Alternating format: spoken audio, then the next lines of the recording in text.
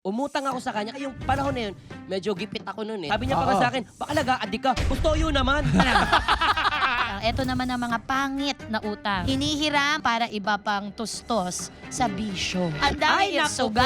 po. Kung ano-ano pa, droga. Droga. Yan. Number 1 yan. Babae. Babae. Oo. Wala nang ang kapera-pera, Bakit nagdadalawang parang si pamilya. Buboy hindi mapakali? Parehas lang tayo, idol kita Ay, eh.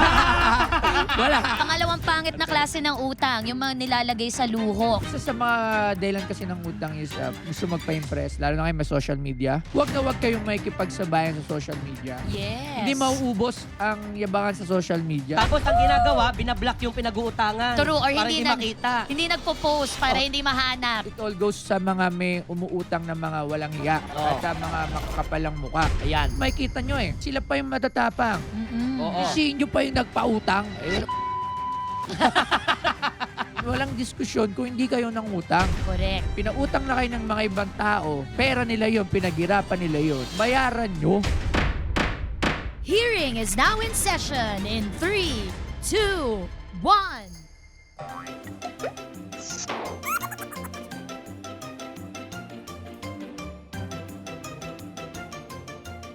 Yes! Yo! Let's go! Bye! Oh! Electric!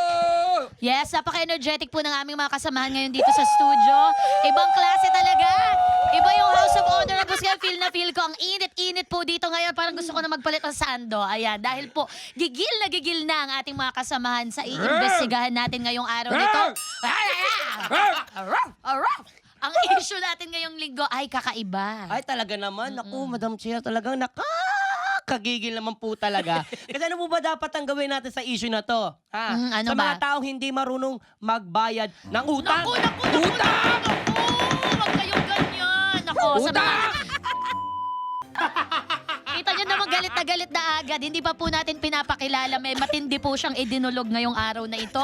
Talagang siya ang resource person. Sinampina niya yung akmang-akma. sarili niya eh. True. At marami kaming patatamaan ngayong araw na to. At doon sa, speaking of pinatatamaan, sa mga friends ko na bakasyon ng bakasyon, flex kayo ng flex sa mga bago nyong gamit na mamahalin. This episode is for you. May utang ka pa. Oy, Madam Chair, para may pinapatamaan ka din. Sino, Ah. pangalanan mo na yan. Malay mo magbayad din yan. Nasasaktan ka, parang ikaw din may hugot kang ganyan Parang true to life Madam Chair, wag mo na ipasok pa sa akin. Ay, naku Ikaw na ang nga. pinag-uusapan. Sige, akin na ulit ang bola. Okay.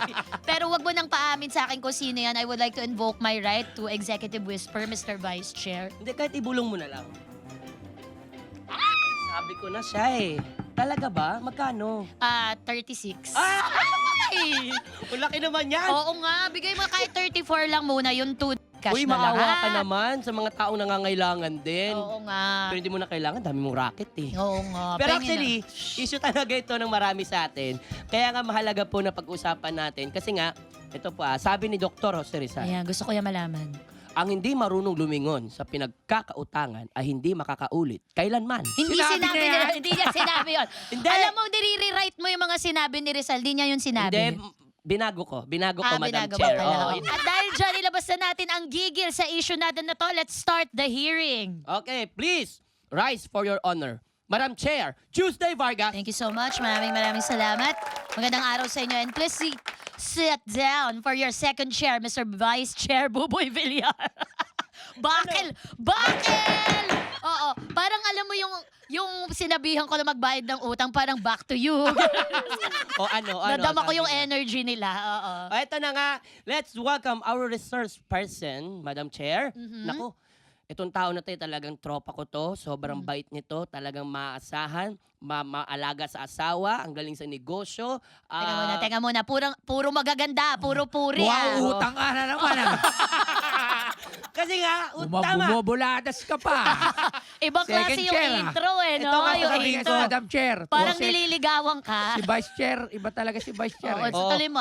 Baka naman. Kasi nga, magaling din to. Magpautang. Madaling utangan to eh. Totoo lang. Sa totoo lang. Kaya ang ganda nung intro ko eh. Kasi pagkatapos nito, utang ako. Oo nga, parang siya yung tanggulan ng mga taong maraming memorabilia, maraming parang yaman na tinuturing, tapos sa kanya ipapalit ng cold hard Tama. cash. Nako, tingnan natin ang kanya mga saloobin. Palakpakan po natin, the Pinoy Pawn Star King, Boss Toyo! What's up? Yeah! Ayun. Kamusta? Bati ka muna, Boss Toyo. Ito, Ayan. sabayan. Kamusta? Ayan. Kamusta kayong lahat? Ayan, maraming salamat. Madam Chair, Yes. Vice Chair sa pagpapa-unlock dito sa inyong Quadcom. Yes, maraming salamat sa pagsagot sa subpoena at Yes. napaka-importante na ikaw talaga ang magsalita tungkol sa issue at usapin ng utang. Utang.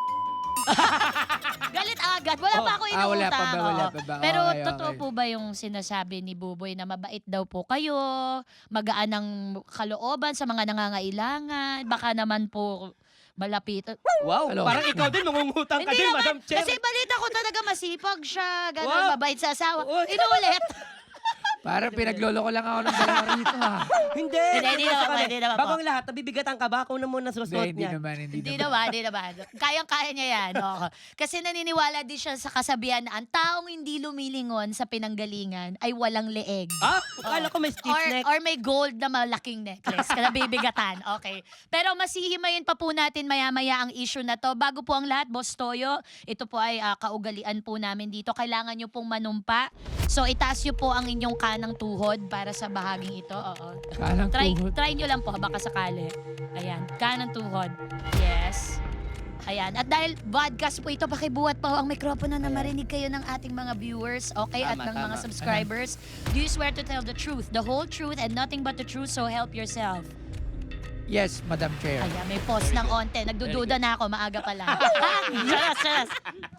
Inakusahan na pagsisinungaling. Mukha namang makatotohanan. Alam mo, isa sa mga content creators na unabashed, yung hindi natatakot magsabi ng kung anong nasa sa loobin niya. Si Boss Toyo siguro isa sa mga masasabi nating bahagi. No? Yung dire-diretso lang. Oo, totoo yan. Pero pinipigilan ko na ngayon eh. Bakit ba? Yung mga pinapost mo ba na may utang sa'yo, nagkakaroon ba tayo ng problema dyan? Yun yung gusto kong malaman. Nagpo-post ka daw ng mga hindi nagbabayad. Dati pa naman talagang dati way back siguro nang nag-start ako na nagkaroon ako ng konting pera, kahit konting pera nung mga nagnenegosyo ako. So, nagpapa-loan ako eh. Before, nagpapa-loan talaga ako way back mga 2015 to 2016 pa. Yung loan ko na tinutulungan ko yung mga gusto magnegosyo. Ayun.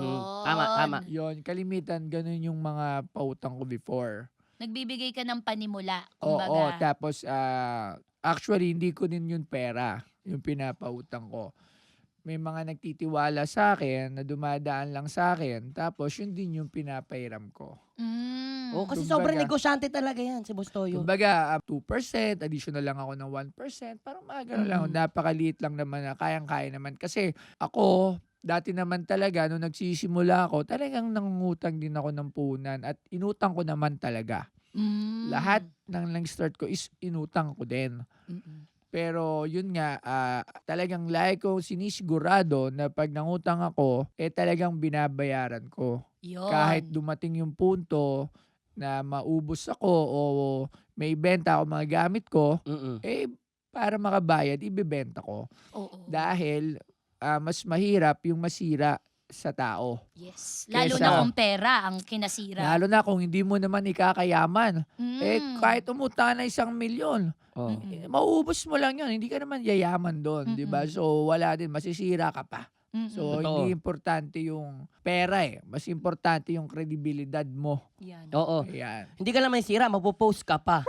Mapopost ka Okay, pa. speaking of nagsisimula pa lamang, alam ko ikaw ang pinakaunang kliyente ng Pinoy Pawn Stars. Oo Oo, naman. si At Papa balita Buboy. ko, nagbenta. Si second- Tama ba? Nagbenta si Buboy sa'yo? Yes, si Vice Chair. Okay. Anong binenta mo ba kapatid? Nagbenta siya, actually, dala ko rito. Oo. Ay, ayan. Patingin. Ay, pakita mo nga, Boss Toyo. Kaso, uso ngayon yung ulihan eh, ng bato. Bawal ng Hindi, bato. safe na bato yan. Hindi Ano ba pala. bato to? Safe na ba to Kasi yan? panay-panay yung raid ngayon ng mga bato. Hindi yan. Safe yan. Nakakatakot. Baka may pideya sa paligid. Huwag kayong magulo. Patingin Oo. Safe Madam yan. Chair, safe pa to dito. Safe yan, Pati safe yan. ilang grams ba? Ha? Bakit alam? Bakit alam mo? Huwag kang magulo. Mainit ang ano ngayon, ang issue ng mga bato. Oo nga. Meron Oo. lang akong gustong sabihin doon sa Ano? mga nagbabato. Tumigil na kayo. Umanap kayo ng tulong, ha? Ayan, Oo. magparehab Tama, kayo mga ha. eksperto. Yes. Okay, so lalabas ko na. Naiintindihan namin yan. Labas Ito mo. na yung bato. Okay. Ayan. Ayan, ang ganda.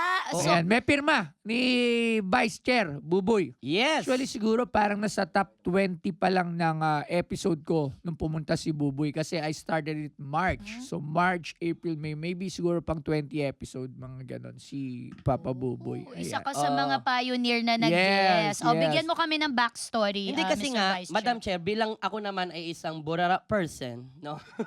So naisip ko na nakikita ko na yung parang vlog ni Papa Toyo na nagpo-pawn star nga siya. Sabi niya, baka meron ka pwedeng bahagi sa akin dyan. Inaisip ko, naghanap ako, naghalongkat ako. Meron ako nakita yung parang yung batong nga ni ni Darna. Sabi ko, meron ako dito, nakakalat lang naman to sa bahay. Baka Kasi gusto para mo. sa hindi po nakakaalam, bahagi po si Buboy ng Nagtutulak teleserye yan na dati. Darna. Oh, hindi. Hindi, At akala ko isa sa mga nagtutulak. plug ito sa Kamuning. Ha? Bakit ganun? Tsaka malapit lang sa'yo. Hindi yun. So naisip ko na, Boss Toyo, total naman, burara nga ako, ikaw na lang mag-alaga nito. Sa'yo ko na lang. Kasi nagkukwentuhan kami dati, gusto niya daw talagang magawa ng parang amusement park. Museum, nag-iimbento ka naman. Diyos ko naman ito si Bu. Star Anong City. amusement park? Biglang may Amusement Ferris park. wheel doon sa Oo. loob ng sanglaan. Alang yan. Ang gulo ni Buboy, binago niya. Oo, binago niya. Sorry. Yan. Sorry, museum pala. Museum, yan. Museum. Tapos pangarap niya nga, which is ngayon, nangyayari na yung mga... Yes, yung mga gusto mong gawin. Ayan na, nangyayari na lahat ng aking mga pinapangarap. Talagang ginapang natin yan. At inuutang din pa rin natin. Oo, umiikot. Yes. Marunong ka Yes. magpaikot. Teka lang, ng tanong ko pera. lang, Boss Toyo, kasi di ba ang bigay natin, ang bigay ko sa'yo nito, parang 5,000 lang. 5,000. Yung mga ginagamit Mura na pa. termino, bigayan. No? Oo, Pang ano ay, talaga syempre. eh. Alam mo to, layo-layo nyo nga sa itong bato na to. Ganon yun na nga ito, baka masindihan yan. Doon yun na, ilagay nyo na yan sa Nasaan ang poy? malayo. Nasaan ang poy?